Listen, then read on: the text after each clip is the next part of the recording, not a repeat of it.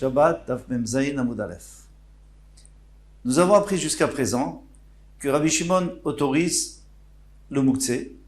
Donc ce qui était Mouktsé à l'entrée de Shabbat à partir du moment où on savait que ça allait devenir Moutar. Par exemple, le nerf, la lampe qui s'est éteinte. Mais tant qu'elle brûle, il reconnaît qu'on n'a pas le droit, comme Rabbi Yehuda. Pourquoi? Alors au début on avait pensé qu'il risquait de l'éteindre en la transportant à cause du vent ou à cause de l'huile qui bouge. Mais ça non, on n'a pas accepté. Pourquoi? Parce que Davar Sheno Mitkaven, lui il n'a pas l'intention de le faire. Et Davar Sheno Mitkaven, eh bien d'après Rabbi Shimon, c'est pas assourd. C'est pas grave, c'est moutar. Donc il y a une autre raison. Et la raison on va la voir ici en haut de la page.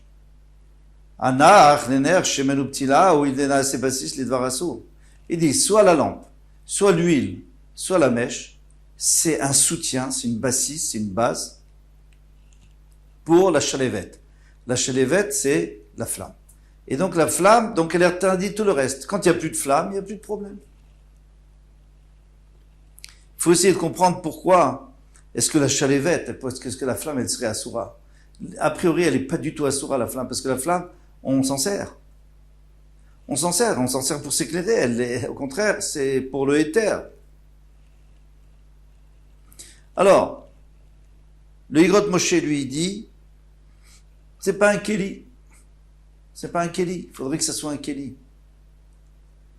Et donc, si c'est pas un kéli, c'est comme une pierre, Mouktsé Mechamad Goufo. Mais ça, il y a un gros problème. Pourquoi? Parce qu'une pierre, si on la prépare, on la destine à l'utilisation, il n'y a aucun problème, c'est moutard, on peut l'utiliser. Alors pourquoi est-ce que la chalévette tu n'as pas besoin de la préparer à l'utilisation, elle est là pour utiliser, pour lire, pour manger. Lire, il faut faire attention de ne pas bouger, mais en tout cas pour manger, c'est sûr. Alors pourquoi elle serait assoura? Ça, c'est une couchia contre le Higrot Moshe. Et alors, les Acharonim veulent répondre, les Acharonim, c'est-à-dire ceux qui sont venus après lui, ils voudraient répondre que une pierre, les Chachamim ont dit que on risque d'en avoir besoin, donc si on veut, on peut le préparer. Tandis que le feu, il n'y a pas de raison. Parce que c'est fait pour rester à sa place. Ça éclaire là où ça éclaire. Donc, il n'y a pas de raison de déplacer. C'est vrai qu'on peut utiliser, mais il n'y a pas de raison de déplacer. Maintenant, Yom Tov, alors. Pourquoi Yom Tov, ça devrait être assour. Yom Tov, ça devrait être Mouktsé aussi. Parce qu'il n'y a pas de raison. Non. Parce que Yom Tov, là, on va justement déplacer. Le Yom Tov, on a l'habitude de déplacer un air, par exemple, pour allumer le gaz. On a l'habitude de déplacer un air pour l'utiliser. Shabbat, non, parce qu'on peut rien faire avec. On peut que s'éclairer. Donc, on peut comprendre que Yom Tov, ça soit Moutar. Le Chazon Ish, il va dans un autre derrière qui est très joli aussi. C'est que lui, il dit qu'à partir du moment où les gens n'ont pas l'habitude de déplacer un air, pourquoi? Parce que si tu le déplaces, il peut s'éteindre. Donc les gens n'ont plus l'habitude de le déplacer. Alors s'ils n'ont pas l'habitude de le déplacer, alors ça ne s'appelle pas un objet qu'on déplace pendant Shabbat ou pendant Yom Tov. Ah, Yom Tov, pourquoi est-ce qu'on a le droit? Parce que Shabbat, si c'est je ne peux pas le rallumer. Donc c'est pour ça que je ne veux pas le déplacer. Pas à cause de peur que je l'éteigne, parce que ça m'a dit, c'est d'avoir chez le Mitkaven, Rabbi Shimon permet. Eh bien, c'est à cause, Shabbat, c'est parce que j'ai peur qu'il s'éteigne et qu'après, j'ai plus de lumière. Tandis que Yom Tov, ça ne me dérange pas, alors s'il s'éteint. Alors, je rallumerai. Donc, c'est pour ça que Yom Tov a le droit de le déplacer. Ça, c'est d'après le Chazon Ish. Maintenant, on continue. Amar Rabbi Zera. Rabbi Zera dit Amar Ravasi, Amar Rabbi Yochanan, nom de Rabbi Yochanan, Amar Rav Chanina, Amar Rabbi Romanus. Donc finalement, c'est Rabbi Romanus qui a raconté l'histoire qui lui est arrivée à Rabbi Chanina, à Rabbi Yochanan, à Ravasi, à Rabbi Zera. Et maintenant, qu'est-ce qu'il dit lui? Il dit Li iti Rabbi, il est tel, Martha Be'efra. Donc, j'étais chez Rabbeinu Akadosh, et il y avait un encensoir. Un encensoir, c'est un kéli, un ustensile dans lequel on met des encens, et on met du feu, et donc la fumée des encens, ça sent bon. Donc, j'étais chez Rabbeinu Akadosh, et il m'a autorisé, une fois que c'était éteint, il m'a autorisé de le déplacer avec la cendre qui est à l'intérieur. Alors, normalement, pourquoi est-ce qu'on aurait le droit de le déplacer? Amarle Rabbi Zera, Ravasi Miamar Rabbi Yochanan Achi, est-ce que Rabbi Yochanan, lui, il autorise ça? Il autorise à déplacer de la cendre, mais la cendre, il n'y a aucune utilité. Ve'atnan, et pourtant il est écrit dans une Mishnah, Dotel Adam Beno, Ve'ven Beyado. Alors, normalement, il y a un enfant qui pleure parce qu'il a la nostalgie de son père ou de sa mère, et il a une pierre dans la main. Alors lui, il est bassiste, c'est une base pour la pierre, c'est Mouktsé. Eh bien non, je peux quand même le porter parce que les Chachamim m'ont permis de peur qu'il tombe malade et qu'il s'angoisse. Donc ils ont permis. Mais normalement, ça devrait être interdit. Au Kalkala, Vaeven Betocha. Alors maintenant, Kalkala, donc c'est un panier et une pierre dedans. Alors pourquoi ça, il n'y a pas de raison. Pourquoi? Parce que c'est Batsis, l'Idvar Assour. La pierre, c'est Assour. Et donc c'est une base pour le Assour, c'est quelque chose qui contient Idvar Assour, ça devrait être interdit. Rabbi Yochanan, il a précisé, Bekalkalam Leaperot. Qu'ici, il s'agit d'un panier qui est plein de fruits et il y a aussi une pierre. Alors, Askinan, il s'agit. Alors, il n'y a pas de problème. Pourquoi? Parce que c'est Bassis, l'Idvar Mutar, Veassour. Alors, il faut savoir un klal général, très important aussi, surtout pour notre Mara. C'est si c'est une base pour le Issour, eh bien, c'est Mouktsé. On n'a pas le droit de le déplacer. Si c'est une base pour le Éther, bien sûr qu'on a le droit de le déplacer. Et si c'est pour les deux, alors si le Éther est chachouv, si le Éther est important, eh bien, dans ce cas-là, ça s'appelle d'abord pour le Éther et après pour le Issour. Et à ce moment-là, on a aussi le droit de le déplacer. Donc ici, il y a des fruits dedans. Bon, alors c'est bien. Alors dans ce cas-là, il n'y a pas de problème. En tous les cas, Tama Deit Beperi. Pourquoi est-ce qu'on a permis de le déplacer? Parce qu'il y avait des fruits. Deit Beperi, mais s'il n'y avait pas de fruits, là, on n'aurait pas permis. Alors tu vois que c'est Rabbi Yochanan qui dit ça. Alors maintenant, pourquoi chez nous, Rabbi Yochanan dit au nom de Rabbi Hanina que on a le droit? Mais le Efer, il n'y a pas de raison maintenant, on n'utilise pas ce Efer. Qu'est-ce qu'on fait avec cette cendre? Ishtomem Kesha Chada. Donc, il s'est tu un petit moment avant de répondre. Ravasi, il va répondre à Rabbi Zera. Ishtomem Kesha Chada, Vamar Achanami Deid Bekartin. Il dit oui, mais il restait des encens, des graines de Levona. Levona, c'est des encens qui sont très bons. Il restait des graines. Et alors, c'est vrai qu'il y a de la cendre, mais il y a les graines. Et les graines, c'est plus important. C'est important, les graines. Et Abaye, il a dit, Kartin, Berabi, Michashive. Rabbeinu Akadosh était extrêmement riche. Tu crois qu'il va récupérer ses graines? En plus, ces graines, elles sont mélangées avec de la cendre. Qu'est-ce qu'il va récupérer? On jette tout ça. Donc c'est pas important. Si c'est pas important, ça s'appelle pas l'idvar muta, l'idvar assour. Ça s'appelle que l'idvar assour.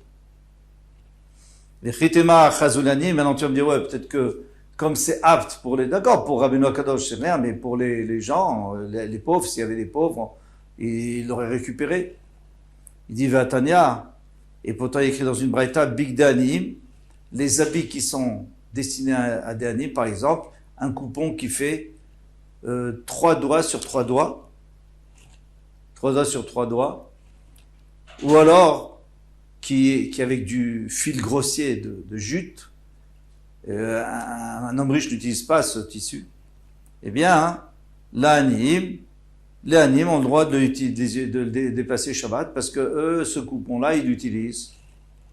Mais les Hachirim n'ont pas le droit. Big Hachirim, les Hachirim. Maintenant, si c'est 3 tfachim sur 3 tfachim, ouais, 3 tfachim, c'est-à-dire 30 cm environ, ou 24, d'après certains, la Hachirim, alors dans ce cas-là, les Hachirim, les gens riches ont le droit de déplacer parce que pour eux, et à condition que ça soit fait avec un fil fin, un fil de coton ou de lin, mais un fil avec lequel on tisse.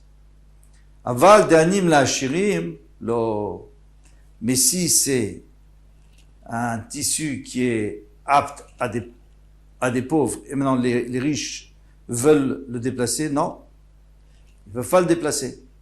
Alors ici, c'est la même chose. C'est vrai que les graines pouvaient servir à des pauvres, mais à qui appartient ces encensoirs? À un riche. Donc, c'est Mouktsé. Et là, Amar Abaye, alors Abaye a voulu donner une autre réponse totalement, il voulait dire qu'en réalité, c'est vrai qu'on n'a pas le droit de déplacer cet encensoir, mais on va avoir le droit pour une autre raison. L'idée d'avoir un grave chalerie. La même chose qu'un grave chalerie. Alors, un grave chalerie, c'est un pot de chambre qui est plein, eh bien, il est repoussant, ça sent pas bon. Les Chachamim ont permis de le sortir, même si c'est Mouktsé, Mechamat Mius. Alors, bien que selon Rabbi Shimon, il n'y a pas Mouktsé, Mechamat Mius, parce que c'est repoussant, mais ça on avait vu dans le nerf, dans la bougie, dans la lampe à huile, en terre cuite, qui est grasse comme ça. Ça, lui, il pense qu'on peut quand même l'utiliser. Pourquoi? Parce que si maintenant t'en as besoin. Donc tu vas utiliser. Mais un pot de chambre, tout le monde est dégoûté. Donc, ça s'appelle Mouktsé Mechamat Mius. Même d'après Rabbi Shimon. Alors pourquoi on a le droit de sortir? Mais je n'ai que Vodabriot. Parce que les gens sont dérangés. Ils ne peuvent pas vivre dans cette odeur-là. Et ça fait honte. Donc, on a permis de le débarrasser. Ici, ce sera la même chose. A priori, on a envie de dire la même chose. On veut dire que cet encensoir, une fois qu'il y a de la cendre dedans, on veut le sortir parce que c'est repoussant. Mais ça, c'est pas vrai. Pourquoi? Amar, Rava, avait dit, j'étais tchouvat badavar. Moi, j'ai deux façons de te réfuter. Chada, grave chalerie, maïs. D'abord, le grave chalerie, le pot de chambre, lui, il est repoussant. Vaïlo maïs. Mais là, c'est pas repoussant, ça sent pas mauvais. Veod, grave chalerie, miglé. Il n'y a pas de couvercle. Normalement, sur les pots de chambre, il n'y avait pas de couvercle. Veïmirse, mais ici, forcément, c'est couvert. Pourquoi? Parce qu'on mettait les braises dedans on mettait les braises avec les encens, on recouvrait avec un couvercle, avec des petits trous pour laisser sortir l'odeur des encens. Mais en tous les cas, c'est pas visible, on voit même pas la cendre. Et là, Marava, alors Rava il va donner une réponse. Kiavinan be Rav Nachman, lorsque j'étais chez Rav Nachman, Hava metaltelinan kanuna agaf kitma. On déplaçait un four. Alors c'était un four, c'était un genre de radiateur. Qu'est-ce qu'on faisait? On prenait un récipient en métal, on mettait du feu dedans, avec des braises, et on le mettait à côté du balavaït ou des gens riches. Il se réchauffait avec ça. Et maintenant, lui, il n'y a plus de feu. Est-ce qu'on a le droit de déplacer à Gaf Kitma? Alors ici, on est en train complètement d'inverser le problème. Au début, qu'est-ce que nous croyions? On croyait qu'il avait permis à Rav Romanus, il avait permis de porter l'encensoir malgré la cendre. Alors on ne comprenait pas, parce que c'est Bassis Lidvar Assour, c'est interdit. Maintenant il te dit non, à Gav Kitma, grâce à la cendre, tu peux le déplacer. Normalement, ce petit fourneau, là, ce petit radiateur, tu ne devrais pas pouvoir le déplacer. Pourquoi? Parce qu'il n'y a plus rien dedans, il n'y a que de la cendre. Il te dit non. À Gav Kitma, pourquoi? Parce que la cendre, tu peux l'utiliser. Shabbat, généralement, vendredi, avant Shabbat, les gens pensaient que la cendre qui allait sortir du fourneau, on allait l'utiliser pour couvrir, parce que c'était de la terre battue. Donc s'il y avait quelqu'un qui avait craché, ou il y avait quelque chose il y avait du ketchup, je sais pas, ça n'existait pas, mais voilà, par terre, c'était pas très beau, alors on mettait de la cendre. Et avec ça, on couvrait. Donc cette cendre, elle n'est pas mouktsé. Alors dans ce cas-là, quel est le chidouche? Alors bien sûr qu'on a le droit, quel est le chidouche? Il dit, il va falloir comme des cas, aléa shivetzi. Même s'il reste des morceaux de bois qui n'ont pas brûlé. Ces morceaux de bois, on peut rien faire avec. Donc c'est mouktsé, Mahmad Goufo. C'est comme des pierres. Et qu'est-ce qu'on vient nous apprendre ici? On vient nous dire qu'on a le droit. Pourquoi? Parce que c'est Bassis Idvar Mutar, Idvar Assour. Donc on a résolu le problème de cet encensoir. Métivé. Maintenant il y a une autre question. Veshavin, Shim Yeshba Shivre Ptila. Et soit Rabbi Yehuda, soit Rabbi Shimon sont d'accord. Parce que Rabbi Shimon lui disait qu'une fois que la bougie est éteinte ou la lampe est éteinte, on a le droit de la déplacer. Mais s'il reste des morceaux de mèche, alors dans ce cas-là, c'est bassis à la mèche. C'est la base pour la mèche. Et la mèche, c'est mouktsé. Chez Miesh Bachivré, dit là, s'il reste des morceaux, chez Assour les Tatel, on n'a pas le droit de déplacer. Alors, il faut essayer de comprendre. Et pourquoi? Qu'est-ce qu'elle dérange la mèche? Qu'est-ce qu'elle a cette mèche? Eh bien, la mèche, le problème, c'est que on peut rien faire avec. La seule chose qu'on peut faire, c'est allumer. Donc, c'est d'avoir Assour Shabbat. En tous les cas, on a un problème ici. Pourquoi? Parce que là aussi, il y a Dvar Assour et Dvar Moutar. Il y a de l'huile quand même. Hein. L'huile, c'est Dvar Moutar. Moi, je veux le déplacer parce que je veux prendre l'huile.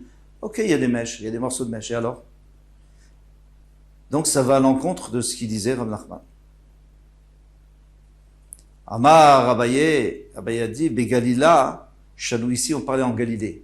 En Galilée, nous dit Rashi, le lin avec lequel on faisait des mèches était très cher et très rare. Donc, un morceau de mèche, c'est chachouv. C'est un kéli. Et alors, un kéli, même si c'est kéli chez le marteau sourd, puisque c'est pour allumer, c'est pas grave. Pourquoi? Parce que kéli chez le marteau sourd, on sait qu'on a le droit de le déplacer, tsurer goufoum como, si on en a besoin ou si on a besoin de l'endroit. Donc, c'est pour ça que c'est moutard. C'est pas juste un morceau de rien qui comme une pierre. Là, non, ça serait interdit. Mais là, c'est kéli chez le marteau sourd, on aurait le droit de le déplacer. Il y a un problème sur ce Rashi. En tous les cas, c'est Tosfot qui pose la question. Il dit, c'est que en Galilée, on sait qu'il y avait beaucoup de coton. On a une autre Gemara qui dit qu'il y avait une autre Mishnah qui disait qu'il y avait énormément de coton, de lin. Alors lui, il veut dire que c'est l'huile qui était rare là-bas. Pardon, l'huile qui était en profusion, donc l'huile n'avait pas d'importance, et ça s'appelle Mouktsé plutôt pour Davar Assour. Lévi bar Shmuel, Ishkachinu, les Rabbi Abba ou les Ravuna. Alors Lévi, le fils de Shmuel, il a trouvé Rabbi Abba et Ravuna, Bachia, les deux, d'Avukaimia Pitra de Beravuna, ils étaient à la porte du Beth Amidrash de Ravuna, ou de la maison de Ravuna. Amar Lehu, Maou Le'arzir Mita Shel Trasim. Est-ce qu'on a le droit de remboîter un lit des trasim? Alors, c'est quoi ces trasim? C'est Beshabbat, pendant Shabbat. Pourquoi? Et qu'est-ce que c'est ce genre-là? Ils ont des lits emboîtables. Pourquoi? Parce qu'ils voyagent beaucoup. Alors, c'est des tisserands et des orfèvres. Donc, pour leur travail, ils sont obligés de voyager pour aller proposer leur service. Et ils ont des lits emboîtables et déboîtables.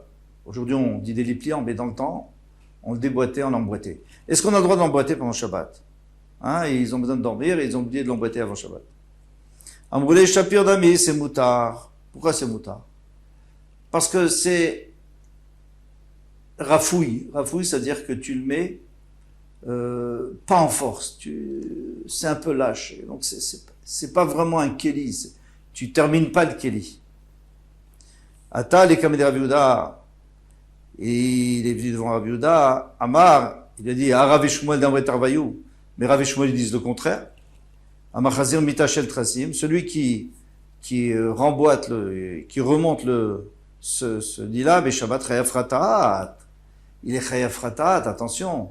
Toi, tu me dis c'est moutard, lui dit chayav ratat, c'est pas possible qu'il y ait une tellement grande différence. C'est pour ça que les Mefarshim, ils disent que ici, il parlait qu'il a emboîté solidement. S'il a bien emboîté, ça c'est chayav ratat, c'est la source de la Torah. Mais s'il n'a pas emboîté solidement, d'après Rav Shmuel, c'est interdit, Xéra, de peur que tu ailles plus loin. Et lui, il a permis. Comment ça se fait qu'il a permis?